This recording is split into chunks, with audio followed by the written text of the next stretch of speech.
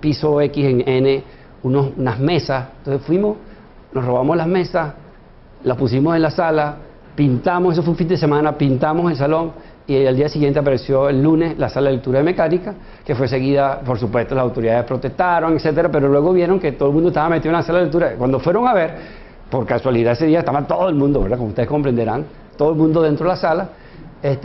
Y así fue que la sala de lectura de arquitectura se hizo, la sala de lectura de materiales, etcétera, etcétera, y no sé cuál es el estado de hoy de la sala de lectura, pero fue el arranque de las comisiones de carrera también, una refundación de comisiones de carrera, que luego posteriormente fueron diferentes semillas del movimiento estudiantil, etcétera. Pero fue clave para nosotros crear esa identidad por carrera, que en aquel momento quizás era más difícil. La sostenibilidad de la innovación social es clave, y la sostenibilidad es un tema muy complejo porque la gente piensa fundamentalmente en la sostenibilidad económica, pero en el texto pueden ver que hay como 7 ejes de sostenibilidad, en donde estamos hablando desde el eje de la capacitación, digamos, de gerenciar el proyecto, de llevarlo adelante, desde el tema ambiental obviamente, pero también el tema económico, el tema social, el tema cultural, etc.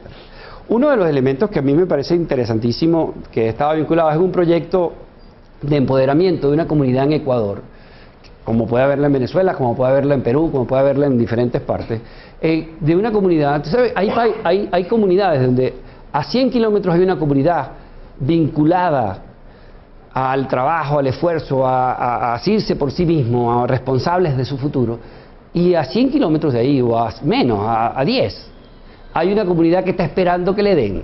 Entonces, en el mismo entorno hemos visto dos comunidades completamente diferentes en cuanto al enfoque de su vida, ¿no? Y es una de las cosas que tiene que ver con el empoderamiento y la sostenibilidad. Hay pueblos lastre que deciden que les den y esperan que venga alguien a darle, y pueblos empoderados.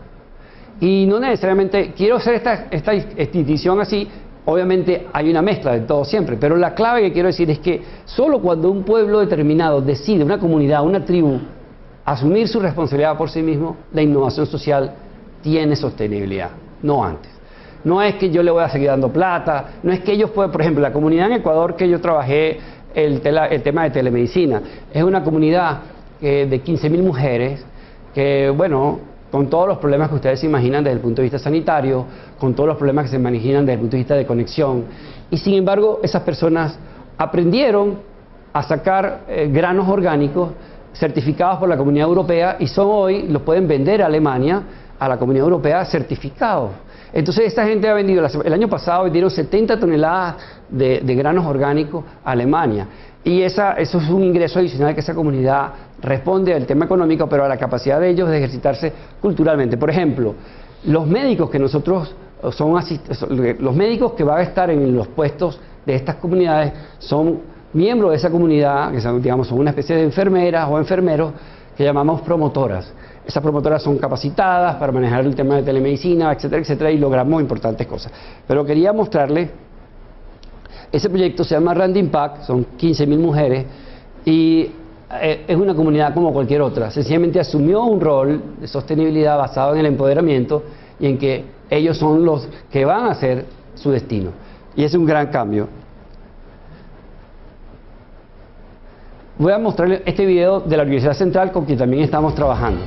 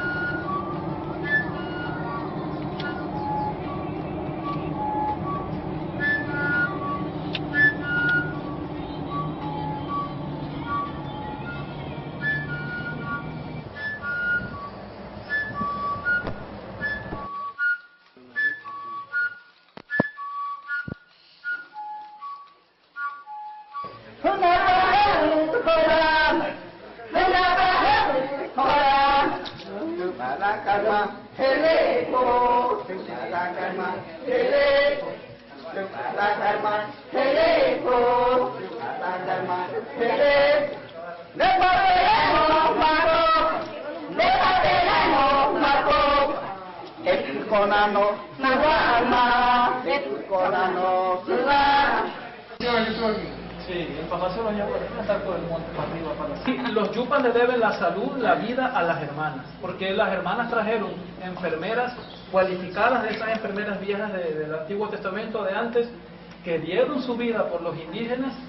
Y el tema de la salud aquí, gracias a Dios, hay médico constante. Aquí está el doctor Luis, que es el director del ambulatorio. Aquí lo que sí hay dificultad es con el tema de medicamentos. Eso mejor que nadie se lo puede explicar el doctor, porque es quien lo padece, ¿verdad? La asistencia las 24 horas del día, todos los días del año.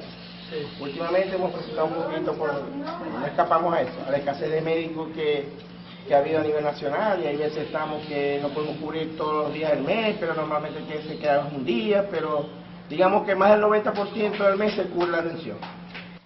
De ver cómo desde la universidad, de la Facultad de Medicina, le damos apoyo a usted, doctor, para que tenga un equipo trabajando con usted.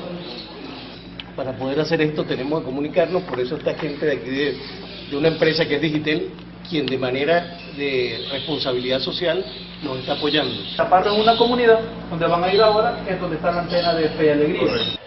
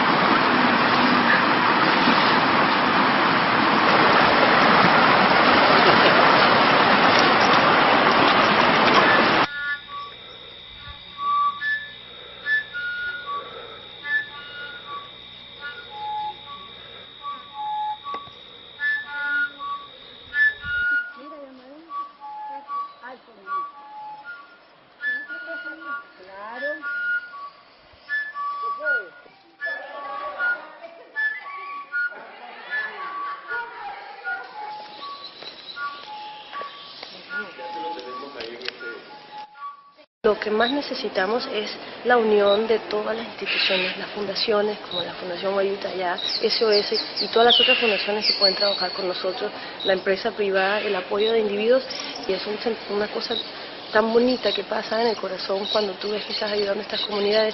Están aquellos chicos montados allá arriba en esa antena y ver que sí podemos traer este programa tan increíble y ojalá podamos llevarlo a todas las diferentes etnias y comunidades en realidad para aprovechar la tecnología, que puedan hacer cursos, que se puedan hacer actualizaciones para estos doctores también y enfermeros que están haciendo un trabajo increíble que no es el que tú y yo estamos haciendo. Os invita su voz a escuchar, empujad hacia el alma la vida, en mensaje de marcha triunfal.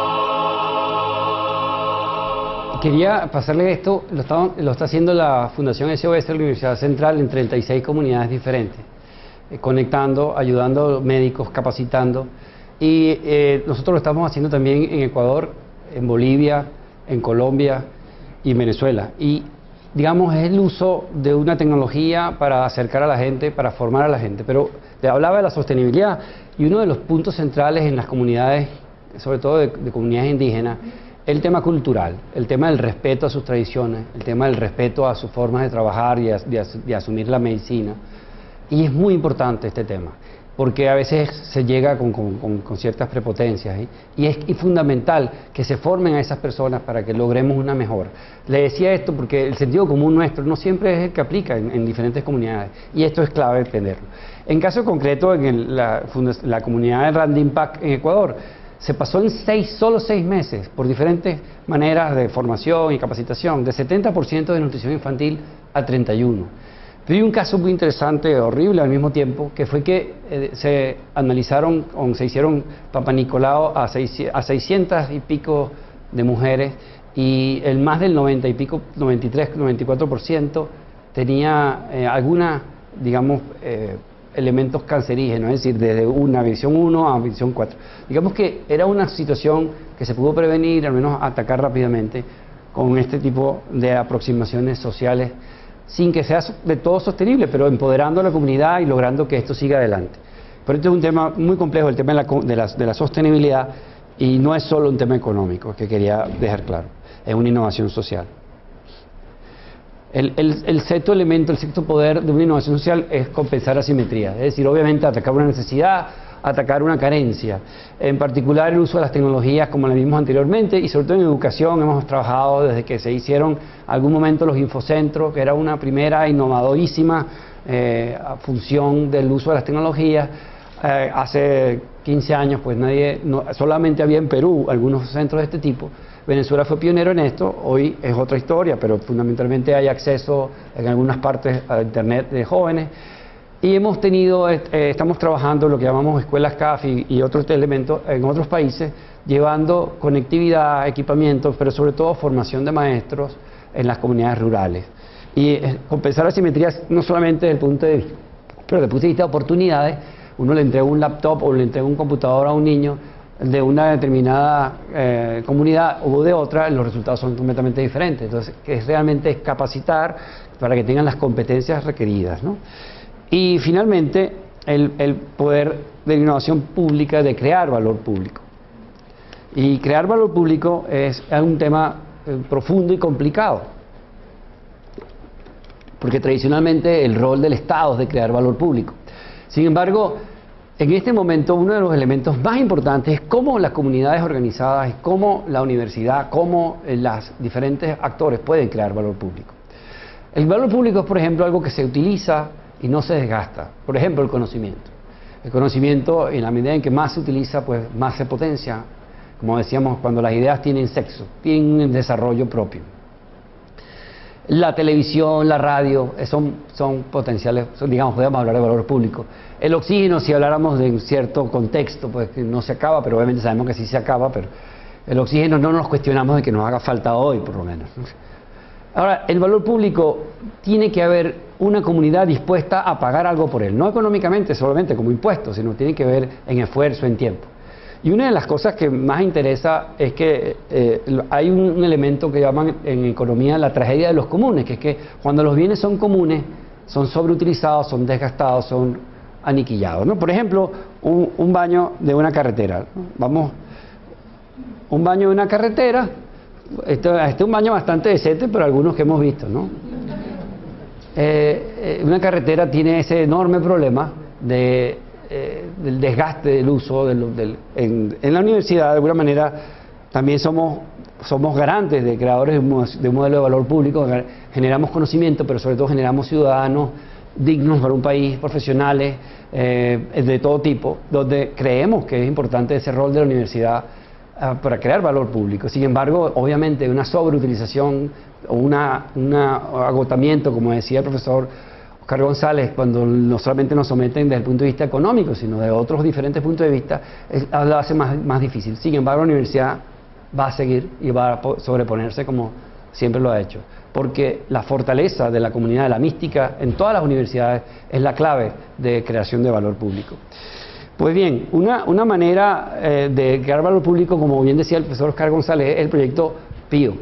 El proyecto PIO, en sus 12 años, la historia es larga, solamente le cuento una pequeña anécdota, que era nosotros como movimiento estudiantil sabíamos que la universidad cada vez tenía el problema de que se iba convirtiendo en una universidad de la gente que podía tener mejor educación de bachillerato, por ejemplo. Y cada vez la gente de liceos públicos era menos. Estamos hablando del año 78, 79, era aproximadamente un 15% de gente que venía de liceos públicos. Entonces lanzamos una campaña, había en aquel momento unos carruseles de diapositivas, y nos lanzamos con nuestros carruseles para Caracas a los diferentes liceos, los estudiantes, a decir que la universidad era una universidad pública y que la gente lo fuese a inscribir y ya que pasó un examen de admisión. Bueno, eso fue, y entonces en función de eso montamos unos cursos propedéuticos acá durante 3 años, donde le pedíamos a los estudiantes que sencillamente dieran las clases, montamos los programas, y durante varios años funcionó bastante bien, hasta que la universidad luego lo asumió como una bandera importante. En aquel momento logramos revertir hasta 30% de las comunidades miembros de liceos públicos. Hoy supe que tuvimos un momento muy bajo y ha ido mejorando, gracias, entre otras cosas, al proyecto PIO, que va a los liceos Pero no es solamente un tema de enseñarles matemáticas y lengua y tal, sino es entender la realidad de esos muchachos, una realidad psicoafectiva muy difícil que tiene que ver con violencia, con abuso, que tiene que ver con cómo superar en su casa los problemas de no tener un espacio para estudiar, pero luego salir el malandro que te espera en la puerta. En fin, eso que hace el joven y vienen aquí, se montan en sus autobuses y llegan a la universidad y ven este verdor, y ven esto verde, ¿no? Y ven esas canchas, y ven un baño que funciona, y en fin, eso es un cambio profundo en la psicología de ese muchacho que le dice que tiene futuro. Afortunadamente, entre el 30 y el 50% de los jóvenes que dan el curso entran a las universidades. Sabemos que a la Simón Bolívar, los que entran a la Simón, pero también sabemos que entran a otras universidades también. Un ejemplo de creación de valor público lo maneja el profesor Julio, es un señor de Cali que sencillamente construye contenidos de matemáticas, así como Khan Academy acaba de ganar un premio, etcétera, de contenidos de videos matemáticos gratis. Él también tiene sus videos. Para que tengan una idea, todavía no, ya. Su página tiene 50.000 suscriptores, estudiantes. Tiene 26 millones de reproducciones de sus videos. Eso fue ayer en la mañana. Por ejemplo, ahí podemos ver perfectamente que si clavamos el chinche acá en el vértice 1 y en el vértice 2, la cuerda queda templada y eso nos confirma entonces la definición de elipse. Cuando teníamos los chinches originalmente clavados, por ejemplo en F2, si por ejemplo estábamos aquí en este sitio, en este punto, vemos entonces que la suma de esta distancia con esta es siempre la misma, es igual a la longitud de toda la cuerda, que es igual, como decíamos, a esto que es 2A. Entonces, la distancia que hay del vértice 1 al vértice 2 se va a llamar 2A. Bueno, quiero hacer un pedacito para que vieran, es una cosa sencilla, ¿no? Papel, lápiz, ya está. Y lo graba, lo monta y tiene 56.000 suscriptores y 26 millones de gente que ve eso. Y yo quiero que ustedes vean lo que dice. Esta argentina agradecida, dice, gracias a vos aprobé el trimestre. Otro que yo llamé la agradecida religiosa mexicana, que Dios lo bendiga. De verdad, qué buen maestro es usted. Qué afortunado sus alumnos. La manera en que usted enseña es realmente genial. Gracias. Profe, saludos desde México. Esta es la apocalíptica. Dice, a la que sería de todos nosotros que tenemos maestros que no les gusta enseñar sin gente como ustedes, ¿no? Luego la romántica, ¿no? Lo amo, profe, de verdad, muchísimas gracias. No sabe cuánto me ayuda. Miren, así hay 7 páginas más de comentarios. Yo pues puse eso, pero yo quería que ustedes vieran lo que está pasando en la red de creación de valor público, ¿no? Esto es valor público. Esto es allí un conocimiento, ¿no? Porque en el fondo, fíjense, acuérdense que como innovación social, dijimos, una innovación social es original en la medida en que es el producto del sexo entre las múltiples ideas y la aceptación de las múltiples ideas. Es útil, cambia de hábito, fortalece la identidad, genera, la última crea valor público, la anterior era sostenibilidad y la anterior compensa asimetría. De estas variables del poder de un valor público es fundamental para entender la diferencia con una innovación, de un laboratorio, de un carro solar, de un montón de cosas que tienen también un impacto importante, pero son distintas, ¿no? Y digo que es distinto porque la doctora Carlota Pérez tiene un modelo muy interesante de desarrollo de las tecnologías en donde habla del desarrollo dual, que tiene que ver con la innovación desde el punto de vista de ciencia y tecnología, con la innovación que impulsa, la competitividad, la creación de riqueza. Pero luego hay una segunda innovación, que es innovación social de base, que es la que impulsa la organización social, el empoderamiento y estos elementos de sostenibilidad, creación de valor público, etc. Que es la combinación de estas dos cosas donde tenemos el desarrollo de un país. Como decía el doctor Blanchard, de Dinamarca y de Corea del Sur, lo hicieron con mucha tecnología, del modelo superior, de ciencia y tecnología, pero la forma social, no tenemos mucha información de cómo lo lograron en el tema social, en la base de la pirámide, ¿no? Pues bien, estos criterios que he tratado de transmitirles a ustedes hoy son uno de aquellos criterios que he observado a lo largo de diferentes proyectos que no quise mencionar sino algunos, tanto comunes y corrientes como aquí en la universidad, como afuera, en Ecuador, en Bolivia, en cualquier parte, son comunes. Y tienen que ver con esos 7 criterios, ¿no? Hay un proyecto que estamos lanzando también con Evelyn y la gente de Funindes, el doctor Gerardo Fernández, que tuvo que abandonar, pero con ellos, que se llama Pío Docente, que tiene que ver con crear valor público, porque queremos que esos maestros de esos liceos públicos, que también tienen que enfrentar y entender la realidad de esos jóvenes que tienen esas complicaciones, ellos también la tienen. Además tienen que ir a 3 liceos y tienen que agarrar 3 autobuses para llegar a X. Esos profesores, que a su vez tienen unos sueldos, digamos, ustedes saben cómo los tienen, son personas, son unos héroes. Y bueno, con ellos vamos a trabajar también en la formación de un diplomado que estamos llamando Pío Docente en la universidad y a formación a distancia con una empresa uruguaya que estamos trabajando conjuntamente para desarrollar contenidos educativos y formarlos. Yo quería pedirles a ustedes, si de este grupo de personas que están acá, alguno de ustedes quiere contribuir con este proyecto, lo puede hacer. Tenemos un curso, la doctora Mariela Asato, de la Dirección de Servicios Multimedia, tiene un curso que se llama Mi Curso en Línea, en el cual las personas adquieren las destrezas para crear contenido y las pueden guindar en este portal en el tema que ustedes consideren pertinente y será bienvenido bajo una estructura determinada pedagógica, pero será bienvenido. Y la construcción de un valor público que tiene la función de la universidad, pero sobre todo cada uno de nosotros, en que ese profesor reciba una formación diferente, una innovación diferente, es parte de la meta, del sentido que toda innovación social quiere de sus ciudadanos y de una construcción de un país entre todos, diferente, incluyente, y que realmente logremos tener un rato de paz y de tranquilidad en algún momento. Muchísimas gracias.